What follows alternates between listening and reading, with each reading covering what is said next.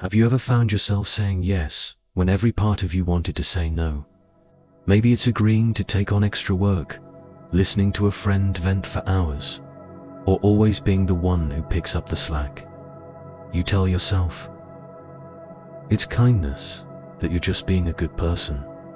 But as the days go by, you start to feel drained, invisible, and quietly resentful.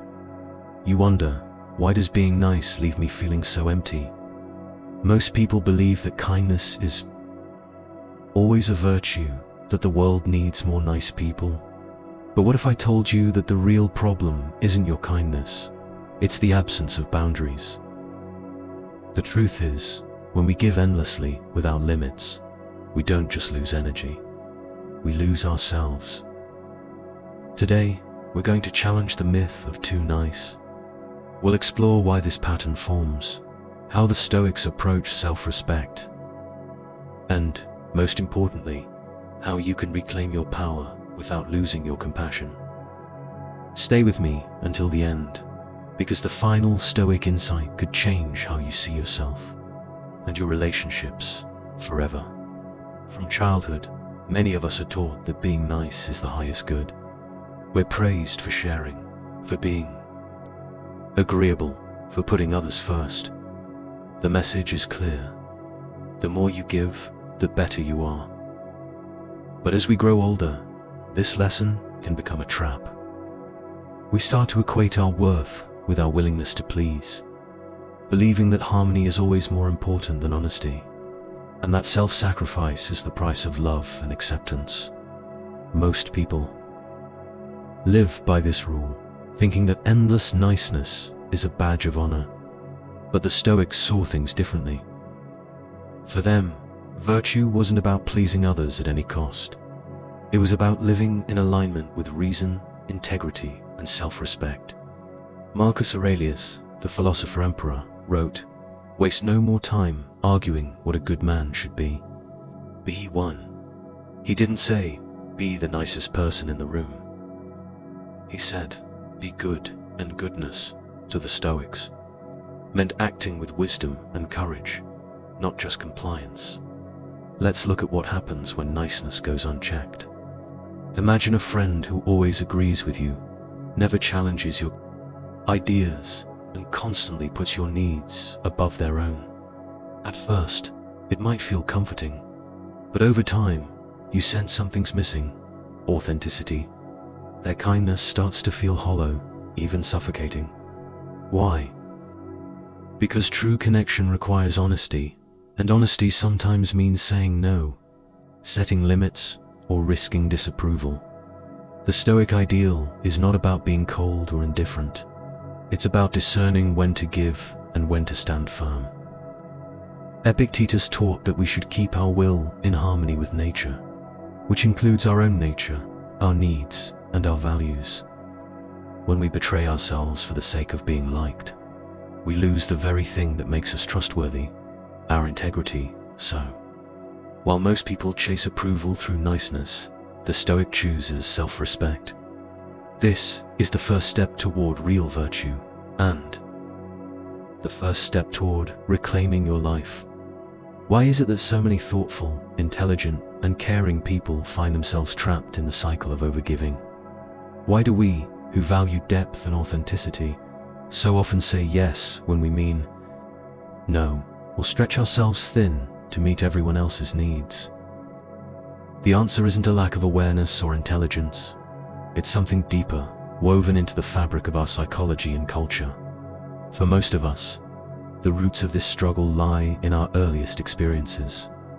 As children, we learned that approval brings safety and love. A smile from a parent, a gold star from a teacher, a pat on the back for being good. These small rewards teach us to associate self-worth with pleasing others. Over time, this desire for approval becomes a reflex. We fear that setting boundaries will lead to rejection, conflict, or disappointment. The thought of someone being upset with us feels unbearable, so we avoid it at all costs. Cultural conditioning only deepens this pattern. Many societies praise selflessness and sacrifice, especially in women and caregivers. We're told that good people put others first, that it's selfish to prioritize our own needs. The result? We internalize the belief that our value is measured by how much we give, not by who we are. Most people, when faced with the discomfort of saying no, choose the path of least resistance. They avoid the awkward conversation, the disappointed look, the possibility of conflict. But the Stoic sees discomfort not as a threat, but as an opportunity for growth. Seneca wrote, "Difficulties strengthen the mind as labor does the body." The Stoic understands that true self-mastery means facing discomfort head-on, not running from it. So while most people shrink from the unease of setting boundaries, the Stoic leans in. They recognize that discomfort is the price of authenticity and self-respect. This is the turning point. When you stop fearing discomfort, you start reclaiming your power.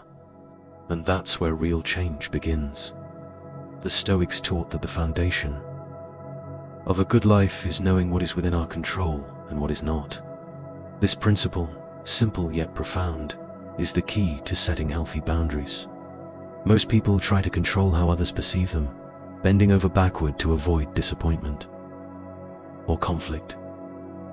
But the Stoic recognizes that while we can control our actions and intentions, we cannot control others' reactions.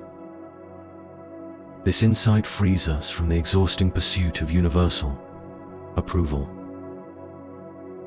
Practicing self-respect is central to the Stoic approach. It means honoring your own needs and values as much as you honor those of others. Saying no is not an act of aggression or selfishness. It is an act of clarity and self-care. The Stoic says no with calm conviction, not out of anger, but out of a deep understanding that their time, energy, and attention are precious resources. Consider Marcus Aurelius, who, despite being emperor, was constantly surrounded by demands and expectations. In his private writings, he reminded himself to stand upright, not be set upright. He knew that, to live with integrity, he had to remain true to his principles, even when it meant disappointing others or facing criticism. Marcus did not allow the pressures of his position to dictate his actions. Instead, he set boundaries that protected his inner peace and purpose. So how can you begin to embody this Stoic wisdom in your own life? Start small.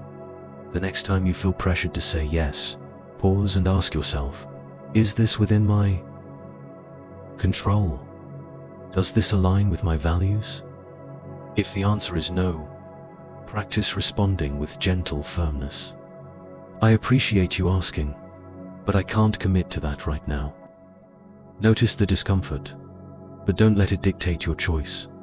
Each time you honor your boundaries, you strengthen your self-respect.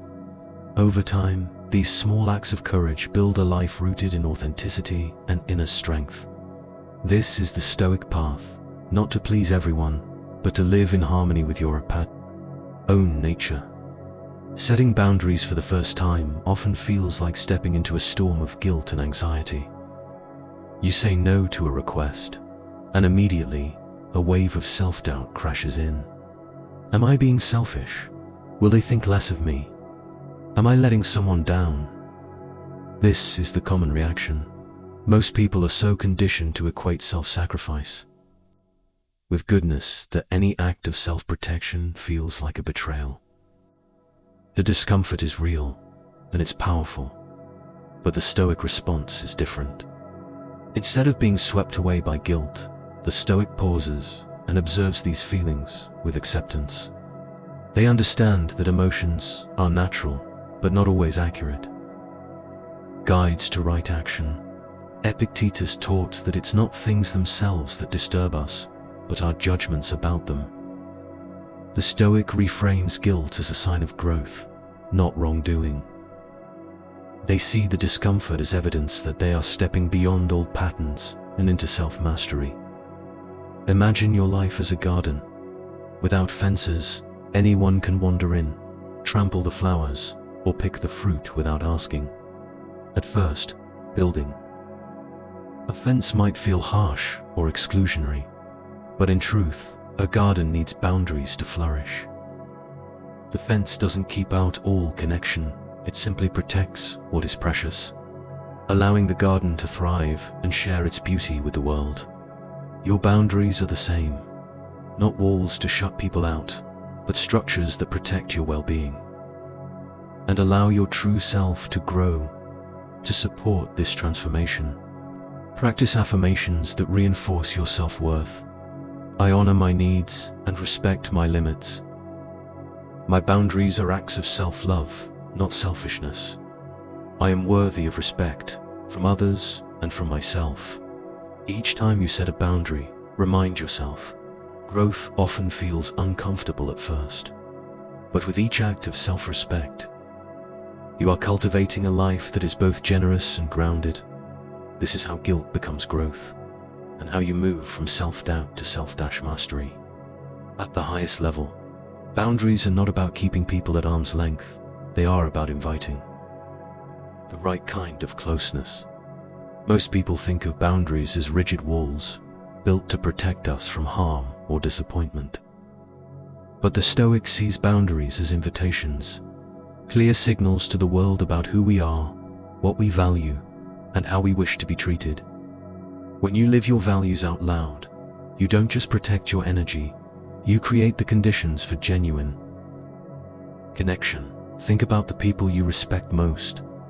Chances are, they are not the ones who say yes to everything, but those who stand firm in their principles. Their clarity is magnetic. When you express your needs and limits with honesty and kindness, you give others permission to do the same.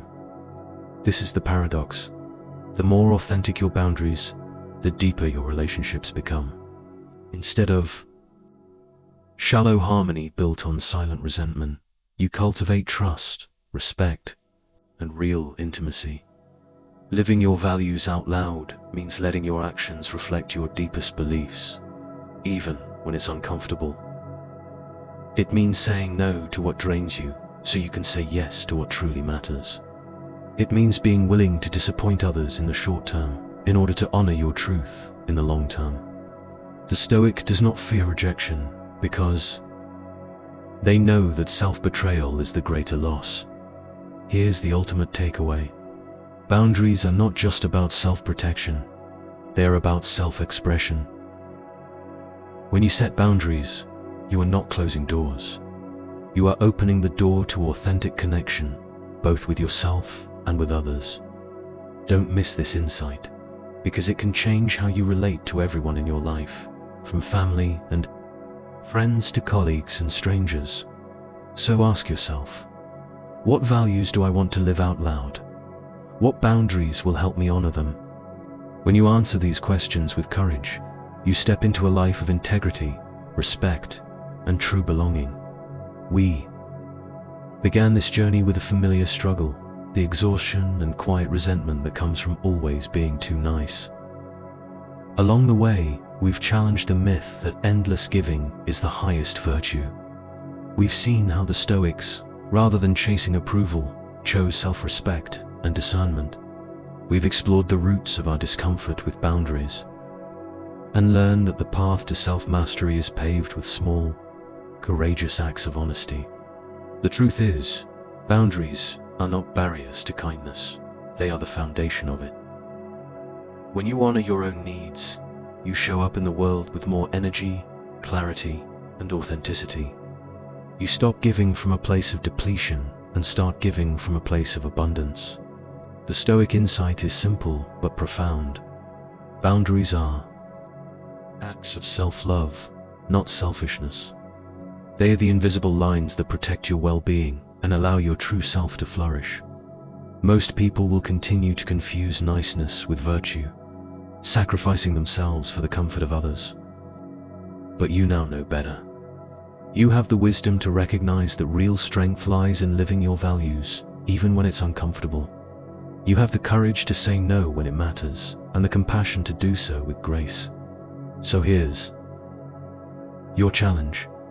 This week, set one new boundary, no matter how small. Notice how it feels. Remind yourself, my boundaries are a gift to myself and to others. With each step, you move closer to a life of integrity, respect, and genuine connection. That is the life-changing power of boundaries. If this message resonated with you, take a moment to like this video and subscribe for more insights on Stoicism, self-mastery, and personal growth. Your journey doesn't end here. True transformation is built on consistent, mindful action. I'd love to hear from you in the comments. Share the affirmation, my boundaries are a gift to myself and others. Let's create a community where self-respect and authenticity are celebrated, not shamed. And if you're ready to go even deeper, don't miss the next video on self-mastery. It's packed with practical wisdom to help you build resilience, clarity, and inner strength. Remember, every step you take toward honoring your boundaries is a step toward a more empowered, authentic life. Thank you for being here, for choosing growth, and for giving yourself the gift of healthy boundaries. Your future self will thank you.